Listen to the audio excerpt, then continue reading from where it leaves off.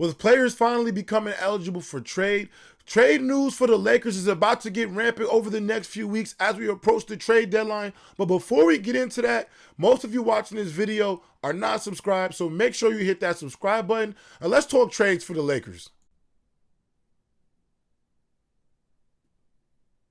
Throughout the entirety of the season, multiple names have been linked to the Los Angeles Lakers.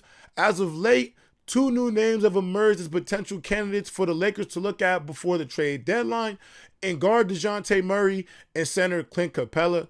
Now, these obviously are 2 players who play on the same team, so we could be seeing a trade that sends 2 people to the Lakers, 2 people elsewhere. Maybe a third team may get involved to get a deal done. It was recently reported as of today that the Lakers, the Rockets, the Kings, and the New York Knicks are all interested in center Clint Capela.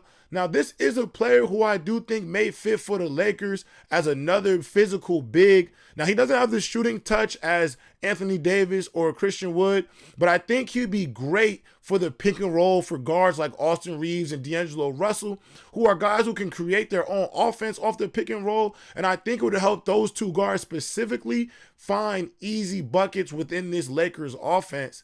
And not only that, good veteran presence, knows how to play with smaller, more scoring-based guards like Austin Reaves and D'Angelo Russell. So I think he does fit in to the mix. Now, when I look at Dejounte Murray, this is another player who I think is a good fit for the Los Angeles Lakers because not only can he play make, he's a great perimeter defender at that guard position. He's shooting the 3 this season at about 40% from the 3. Granted, he doesn't take a lot, but he takes them efficiently and takes them within rhythm of his game. I do think he does create the offense that times that the Lakers are lacking from other players on the court. And with the availability of guys like Rui Hachimura, along with D'Angelo Russell as well, you can see the Lakers now maybe looking at one of them as a piece. Now, I don't know what the market is out there for Austin Reaves. I definitely can see a situation where the Hawks or another team may be valuing Austin Reaves really high and may look at him in a potential trade.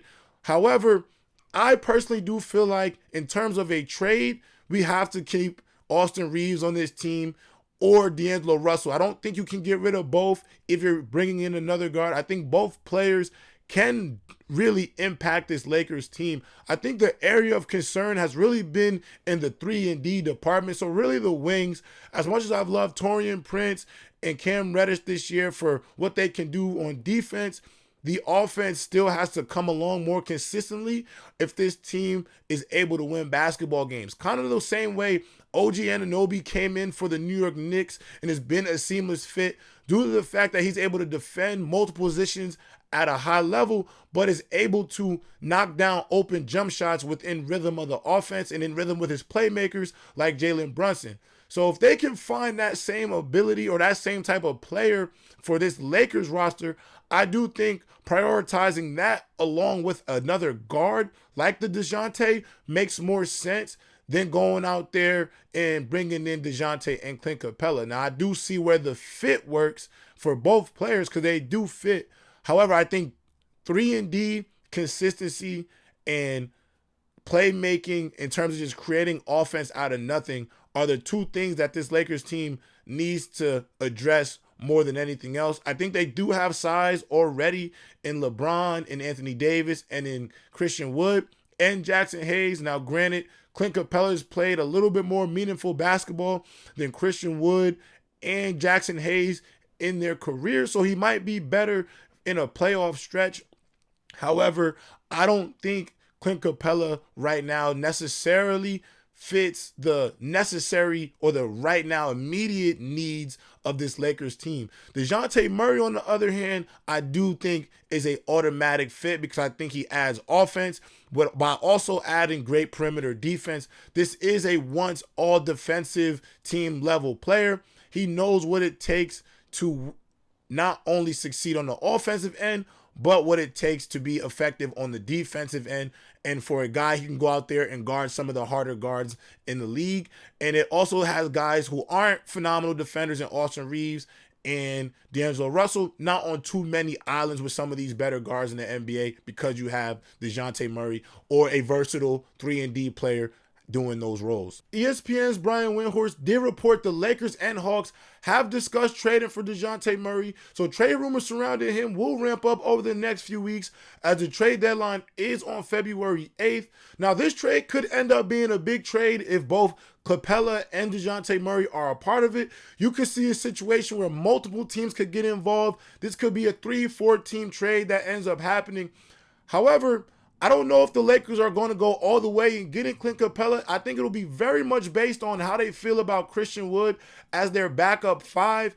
I think throughout the year, he did find himself out the rotation at one point for Jackson Hayes, and then he's reestablished that role as the backup center. He's been shooting the ball fairly decently, so it could be a situation where the Lakers will have their confidence in Christian Wood and stick with him going out the rest of the year. However, depending on how they feel about that position, could really lead to what they go for in terms of Clint Capela. However, I do think having more faith in Christian Wood would be the right decision if it allows you to get a better 3-and-D wing for this team. As much as a backup center and a physical center and Capela will benefit players on this team, I think the biggest concern in terms of what I see from this Los Angeles Lakers team is 3-and-D consistency. Obviously, the defense is important on the perimeter, but if shots aren't being knocked down on the other end of the floor, it does become a bit of a liability for certain players to be out there just due to the fact that they aren't being impactful on offense, and the only thing they're able to give is defense. And if they're not locking down to an elite level, then they're not helping this team win basketball games, unfortunately. So if there's a trade that allows the Lakers to bring in not only Dejounte Murray, but a consistent 3-and-D wing, it doesn't really have to be a complete sharpshooter from the three-point stripe, but somebody who can consistently create offense, whether that be one dribble pull-ups, and then it doesn't take them too many dribbles to be efficient in this offense. Outside of that, I do think this Laker team can find its rhythm tonight against the Oklahoma City Thunder, find themselves getting back on track as they are trying to avoid the play-in. The Lakers are coming off 2 losses. Hopefully they can get it back on track tonight, and hopefully they can put together and stack some wins so by the time whoever is traded to this Lakers team gives them the spark that they've needed and ultimately get this team back on track, because this does not look like the same team that we saw win this year's in-season tournament. Now, obviously, the in-season tournament was never really the standard. It's always championships. It was a good sign for something to see going into this later stretch into the season, but this team is definitely falling off a bit of a cliff at this point. So hopefully they get back on track tonight. Rob Pelinka in the front office can make a trade, find a spark, and this team could potentially be the team I thought they could be in the beginning of the year. Hopefully we find that team by the end of the season going into the playoffs. But with that being said, I'm JayRob with Lakers Digest. Happy MLK Day. Peace.